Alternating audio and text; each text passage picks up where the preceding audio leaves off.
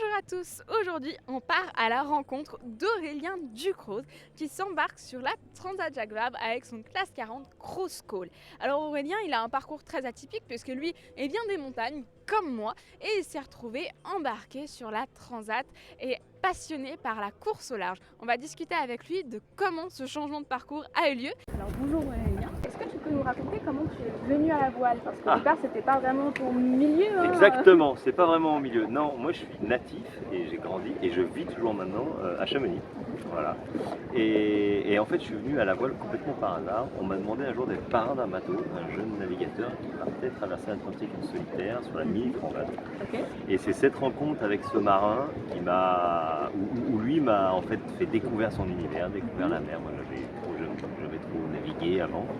Et voilà, et c'est lui qui m'a tout simplement transmis sa passion. Et en 2011, donc il y a une douzaine d'années maintenant, j'ai décidé de me lancer, d'acheter un mini, et moi aussi de tenter de traverser l'Atlantique en solitaire. Parce que son histoire dans toute son aventure m'avait passionné.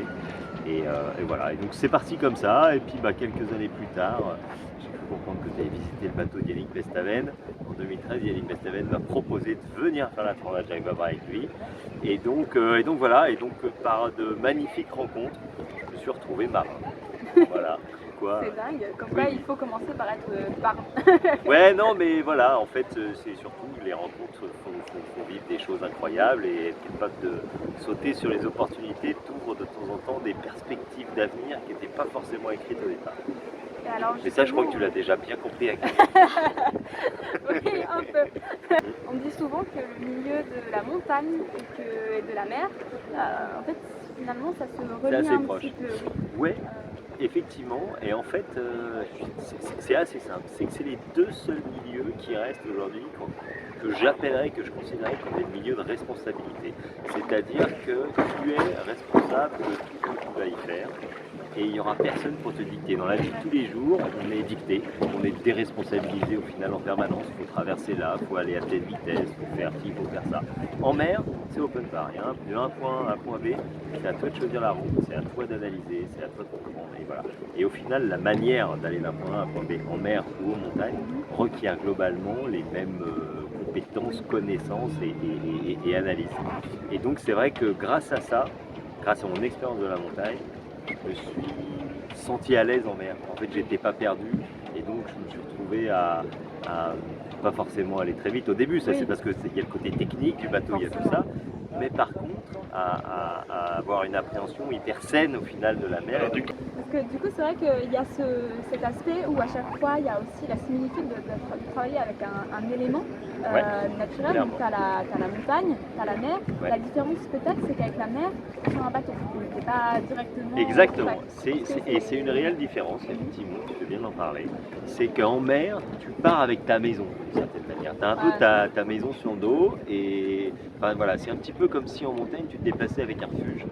Sauf que c'est pas le cas et je pense que c'est la grosse différence des deux milieux et c'est ce qui rend l'un beaucoup plus sécuritaire par rapport à l'autre. Oui. Et malheureusement, on voit qu'il y a beaucoup plus d'accidents en montagne qu'en mer. Et voilà, en mer, en tout cas je dis souvent, mais souvent on dit quand il y a des problèmes, on passe des très mauvais moments, mais ça reste que des très mauvais moments. En montagne, ça peut être... Elle est un petit... Voilà, et puis en fait, il y a beaucoup plus d'éléments extérieurs incontrôlables. Donc en mer, tu vas avoir la tempête, globalement, la casse, à la limite, et il y en a des bateaux insubmersibles, vraiment, peu importe ce que tu casses, globalement, le bateau, lui, il va flotter, et donc tu auras cette pression. En mer, il y a l'avalanche, la chute de pierre, la chute de sérail, le pont de neige, la crevasse. Enfin voilà, tu as un nombre d'éléments, entre guillemets, incontrôlables, qui est beaucoup plus important. Qu'est-ce qui t'a attiré vraiment de façon à y rester de la mer? Parce que tu vois, de se lancer après le baptême, bien sûr, non, c'est sûr. Et d'y rester, non, c'est encore autre chose. Qu'est-ce qui m'attire? Alors c'est vraiment les expériences au large, donc ça m'a beaucoup plu. Et puis en fait, la complexité, mais aussi j'ai perdu le mot, mais il va revenir. Non, en fait, le fait que le métier de marin, au final, touche à un nombre de choses qui est juste hallucinant. Parce qu'il y a le développement des bateaux, toute la technique autour des bateaux. Il y a bien sûr tout cet aspect de gestion de l'élément qui m'a beaucoup plu, et je pense que c'est la première chose qui m'a attiré. Mais après, derrière, voilà, d'un coup, derrière, il faut être agence de voyage, ingénieur, développeur. Enfin, tu vois, il faut un nombre de trucs, de métiers, au final, qui est dingue pour gérer un tel projet. Que c'est assez passionnant. Et puis ça reste des aventures de dingue. Je suis un passionné du voyage, j'ai énormément voyagé en ski. Et aujourd'hui, aussi d'une certaine manière, je voyage en bateau. Et c'est assez chouette aussi. Donc voilà, il y a toute cette dimension qui fait que tout ça m'a attiré. Et puis cette envie de découvrir, voilà, et d'avancer dans ce milieu, parce que c'est des milieux complexes et il faut du temps et de l'expérience pour vraiment bien les connaître et les apprivoiser. Donc forcément, voilà, je continue. Et alors là, tu viens sur un classe 40 Ouais. au départ de la Transat. Avec ce classe 40, tu as fait la route du Nord aussi. Oui, Qu'est-ce un qui te petit plaît bout de la dans- route du Rhum. Oui, un petit bout de la route du Rhum, c'est vrai. Qu'est-ce qui te plaît dans ce support-là particulièrement? Et ben en fait, ce qui m'éclate dans ces bateaux, c'est le rapport entre leur performance et leur simplicité, ou la performance et la complexité entre guillemets. Ça reste des bateaux très très simples qui ont des performances hallucinantes. Et voilà, et entre guillemets à taille humaine, où on peut être une petite équipe, on est deux avec Joe pour gérer le projet et la technique sur ce bateau. Et donc en fait, je trouve ça assez chouette. Bien sûr, je rêve au Vendée Globe, comme beaucoup de marins, je pense.